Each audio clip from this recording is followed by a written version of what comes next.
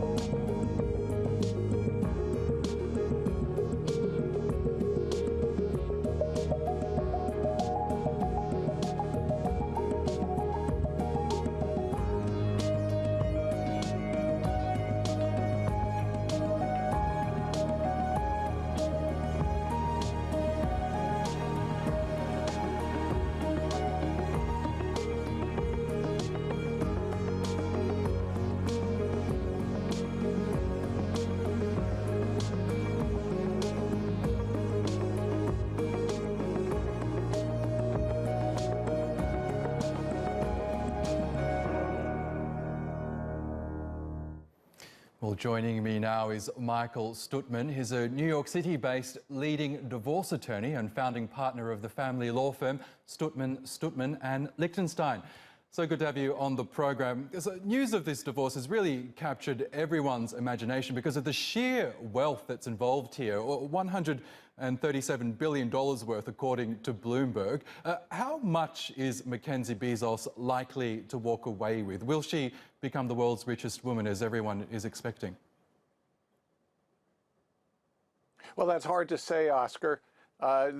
In cases like this where there's so much money and you've got very smart people who accumulated the wealth, it's more likely than not that they're going to divide up the assets amongst themselves and then they're going to tell everyone else how they're going to do it.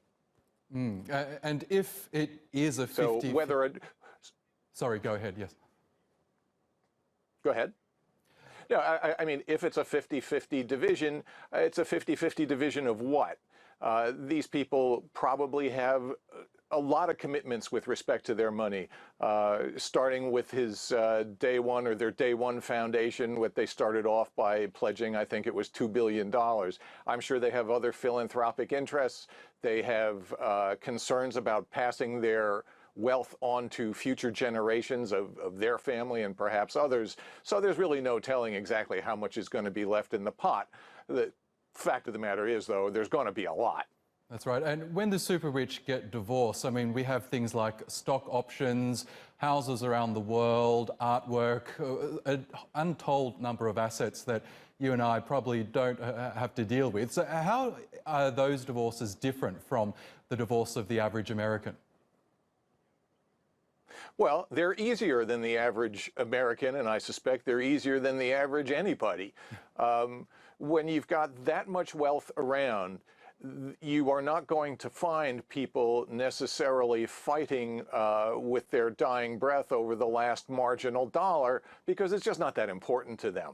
I mean, if you've got a couple, the so-called average couple, and let's say we're here in New York City, and they've got, you know, $1 million, maybe $2 million worth of a net worth, the last $50,000 or $100,000 is really going to make a difference in their life. By the same token, when you've got as much money as this couple has, it's hard to imagine that $1 billion, as mind-boggling as that is, one way or the other is going to make that much of a difference in their lifestyle. We've also seen in recent years the rise of tech billionaires as startups become billionaire ventures seemingly overnight. Has that led to the rise in prenuptial agreements among the super rich? Well, I believe it has. I think we've seen a general increase in prenuptial agreements across all walks of life. As people are becoming more and more evolved in their contributions to the accumulation of wealth in the family, each party is going to have a stake in thinking that they are entitled to what they contributed and not allow themselves to be kicked to the curb. Interesting. And in terms of the law in the United States, I know family law changes from state to state, but has it kept up with the rise of billionaires in America? Well, yeah, I think so. I mean, it started even, there has always been a segment of the population that is hugely more wealthy than others. At one point, it was people who were worth tens of millions of dollars. Then there were hundreds of millions of dollars. Now they're billions of dollars.